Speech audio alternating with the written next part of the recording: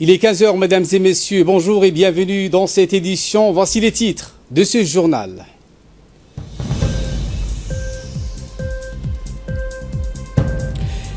Le chef de l'État Ismaël Marguil a reçu ce matin au palais présidentiel la délégation du haut niveau de l'Union africaine conduite par l'ancien président sud-africain Thabo Mbeki. Ayale Suleiman sacre médaille d'argent à Paris lors du Diamond League. Et dans l'actualité internationale, 200 000 Rohingyas commémorent les 2 ans de leur exil.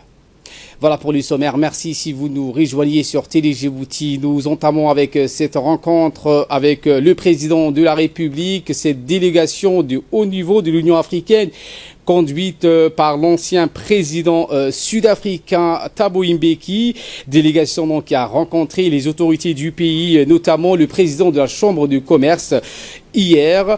Ils ont donc également visité les infrastructures portuaires du pays. Le chef de l'État donc les a accueillis au palais présidentiel en présence du chef de la diplomatie djiboutienne, Mahmoud Ali Youssouf, le secrétaire général à la présidence et le directeur des relations multilatérales, Idriss Ismaël Marguil.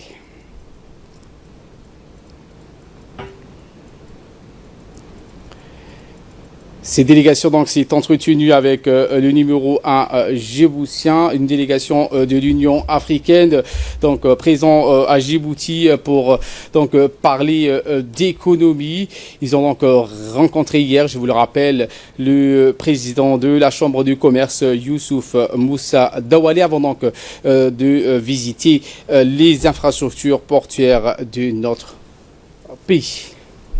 Autre actualité de ce 15h, le Premier ministre Al-Hag Abdulkader Kamil Mahamad a reçu ce matin au sein de son cabinet le nouveau représentant résident de la Banque mondiale, Boubacar Bari.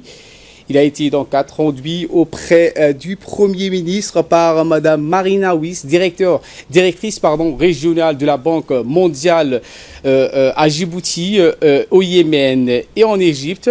Les discussions ont porté essentiellement sur les différentes réalisations de la Banque mondiale et les perspectives que la Banque mondiale envisage d'entreprendre au sein de notre pays. Il était également présent à cette entrevue le conseiller technique du Premier ministre Ali Sila Abdallah et le haut commissaire au plan Amaré Ali Saïd.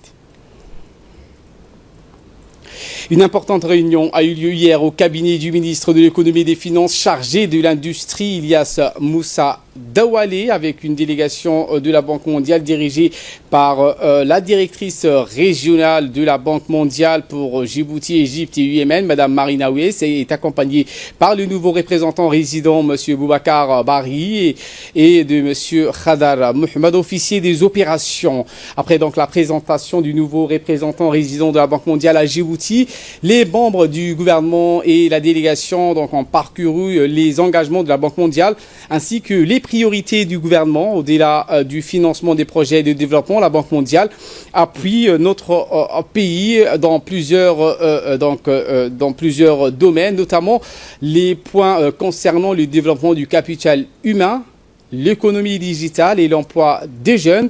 Le ministre de l'économie et des finances chargé de l'industrie avait à ses côtés la ministre des logements Amina Abdi Adan, Mouna Ousmane Adan, également ministre des Affaires sociales et des solidarités. La ministre du Logement, Amina Abdi, donc, a indiqué que plusieurs projets sont financés par la Banque mondiale qui sont en cours de réalisation, comme par exemple le projet intitulé Zéro au bidonville afin d'améliorer les conditions de vie des habitants des zones urbaines. Écoutons.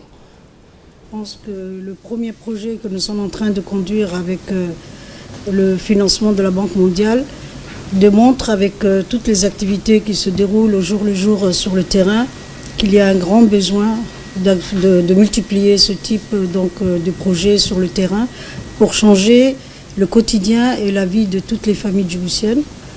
Donc il y a quelques activités qui ont commencé.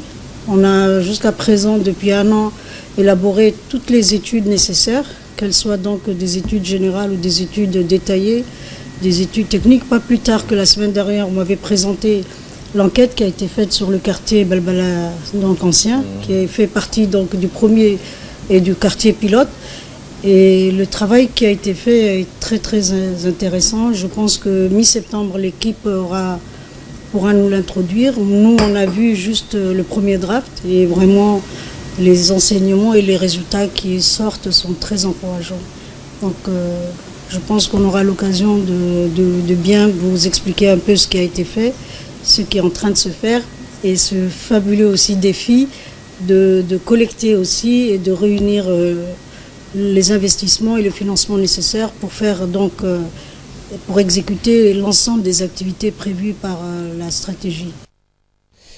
La ministre des Affaires sociales et des Solidarités, Mme Mouna Ousmane Adan, a quant à elle indiqué que la Banque mondiale est un partenaire très important pour relever les différents défis qui sont opposés à notre gouvernement. Écoutons.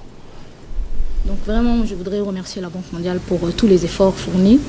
Et je souhaite à Boubacar encore plus de belles choses suite à notre ami Atou et des challenges qui ont été vraiment relevés. On vous dit aussi à vous aussi vraiment bonne chance et vous pourrez compter sur nous pour pouvoir travailler de concert pour atteindre les objectifs souhaités.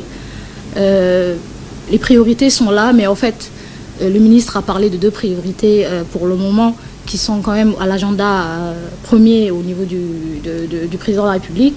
Mais ces 2 priorités tirent aussi d'autres déterminants qui vont être aussi nécessaires à accompagner, à mettre en place, parce qu'on ne pourra pas arriver à un capital humain si on ne met pas d'efforts dans l'éducation ou la santé ou dans les routes ou les infrastructures ou la connexion. Il y a vraiment énormément de challenges à Djibouti et c'est bien de prioriser, mais c'est aussi bien de ne pas oublier d'autres facteurs qui peuvent nous aider. Et je pense que la banque est quand même le partenaire le mieux adapté pour pouvoir ratisser large et toucher un nombre de portefeuilles ou bien de domaines assez larges. Donc vraiment, on remercie encore une fois l'équipe de la banque qui s'est quand même qui s'est donné autant d'efforts pour que Djibouti puisse avoir rapidement un représentant et poursuivre les efforts qui ont été mis en place depuis lors. Et vous pouvez compter sur nous. Pour sa part, le ministre de l'économie et des finances chargé de l'industrie, Ilyas Moussa Dawale, a rappelé que Djibouti et la Banque mondiale entretiennent une très bonne relation et a également souhaité plein succès dans sa nouvelle mission, le nouveau représentant de la Banque mondiale à Djibouti. Voici ses propos. Très heureux d'abord d'observer que même pour vous, pendant le mois d'août, vous êtes en déplacement pour une mission à Djibouti, avec la chaleur de Djibouti. Cela démontre effectivement de très bonnes relations entre nos 2 parties. Nous allons nous assurer que très sincèrement la mission de M. Boubacar réussisse à Djibouti, soit une réussite également. Et au-delà donc d'entretenir cette appréciation et ces résultats que nous considérons très positifs au niveau de la Banque mondiale, surtout au long de ces dernières années. Et je suis sûr que mes collègues vont m'accompagner dans ce sens-là. Si j'ai ces 2 grandes dames à mes côtés, ce n'est pas un hasard. C'est vraiment le cœur des priorités de Djibouti et du gouvernement, mais également, ce sont 2 partenaires les plus concernés dans les différents portefeuilles de la Banque mondiale à Djibouti, en l'occurrence les affaires sociales, où il y a tout un travail qui est en train d'être mené actuellement, compte tenu des défis que nous avons, mais également sur l'aspect du zéro bidonville, avec l'urbanisation rapide de Djibouti et des défis qu'il faut relever autour de l'accès au logement, très cher au président de la République. Sport à présent, le drapeau de notre pays flotte dans la capitale française. En effet, le champion Agnalé Souleymane a remporté la 2e place, la médaille d'argent avec un temps de 3 minutes 30 secondes et 17 centièmes. Lors du 1500 mètres au meeting du Diamond League de Paris. Une 2e place synonyme du médaille d'argent acquise dans les 1500 au Diamond League de Paris hier soir par notre champion Agnalé Souleymane, ratant de très peu la médaille d'or avec un temps de 3 minutes 30 secondes et 17 centièmes. Le secrétaire d'État à la jeunesse et au sport, Hassan Mohamed Kamil, adresse donc ses vives félicitations à la vedette nationale. Il souhaite encore plus de médailles lors des Jeux africains qui se tiendront à Rabat au Maroc. C'est l'heure de l'appel à la prière à la Asr. Je vous retrouve dans quelques instants. Allahu Akbar, Allahu Akbar. Allahu Akbar, Allahu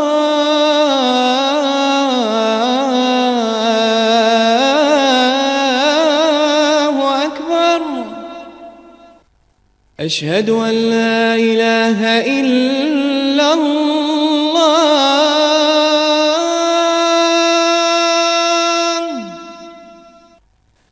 أشهد أن لا إله إلا الله.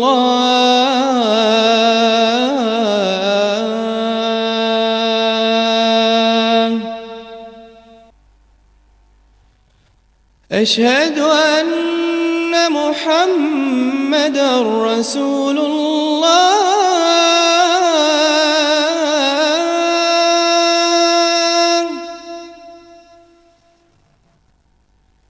أشهد أن محمدًا رسول الله.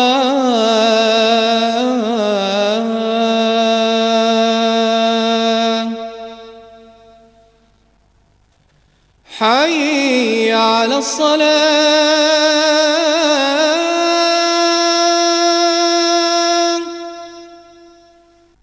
حي على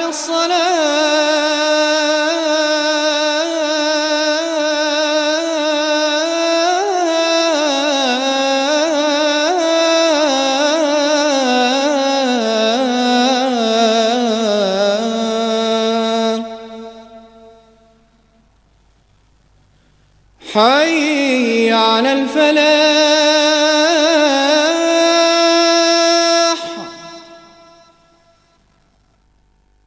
حي على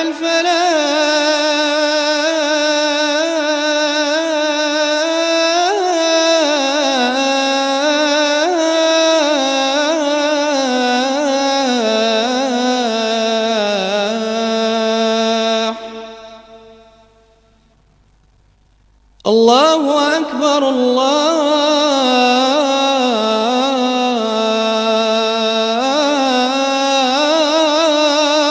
أكبر. لا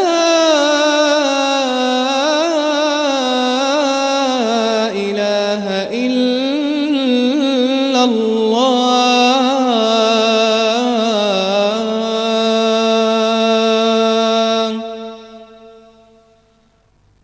اللهم رب هذه الدعوة التامة والصلاة القائمة آت سيدنا محمدا الوسيلة والفضيلة وابعثه اللهم مقاما محمودا الذي وعدته إنك لا تخلف الميعاد.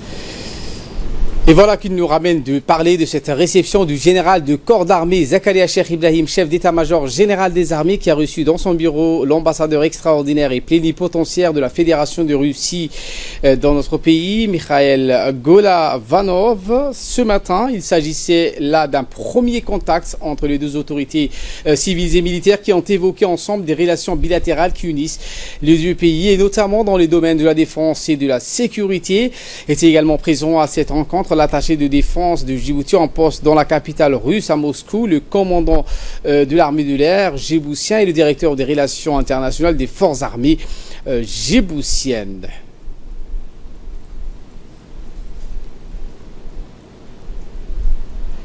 La rentrée scolaire ou dans le cadre des préparatifs de cette rentrée des classes 2019-2020, une campagne de nettoyage et d'assainissement des établissements scolaires publics de la capitale ont débuté donc ce lundi et se poursuivront tout au long de cette semaine. Nous aurons donc les images de cette information dans nos prochaines éditions.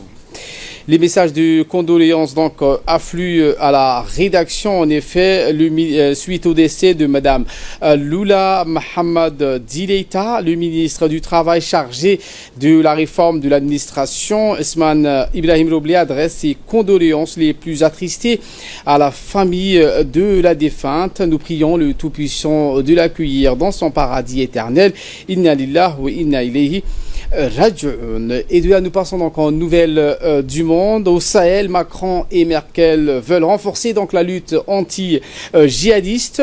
Angela Merkel et Emmanuel Macron ont rappelé lors du sommet du G7 à Biarritz à élargir à d'autres pays, à renforcer financièrement la coalition internationale aidant les pays du Sahel à lutter contre les groupes extrémistes. Pour cela, ils ont annoncé la création d'un nouveau partenariat dont les modalités seront fixées lors d'une conférence franco-allemande d'ici la fin de l'année. C'est ce qu'a précisé la chancelière allemande. Mais selon elle, l'initiative n'entraînera pas une augmentation du nombre des militaires allemands déployés dans cette zone actuellement de quelques centaines dans des missions de formation et d'appui des forces de l'ONU au Mali, la MINUSMA. La France, quant à elle, mobilise 4500 soldats au Sahel pour son opération anti-extrémiste dénommée Barkhane.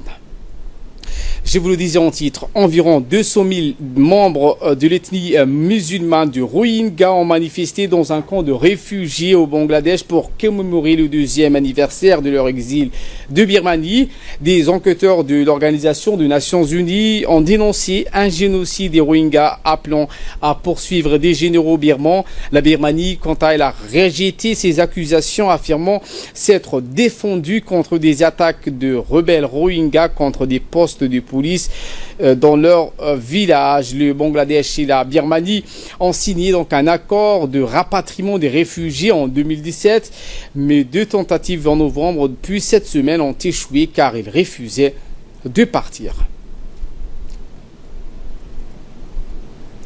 Nous terminons avec la Bolivie qui finit par accepter l'aide internationale dans la zone amazonienne. Le feu continue en Amazonie et ce n'est pas seulement le Brésil qui brûle, mais la Bolivie également qui tente depuis plusieurs semaines de faire face au désastre.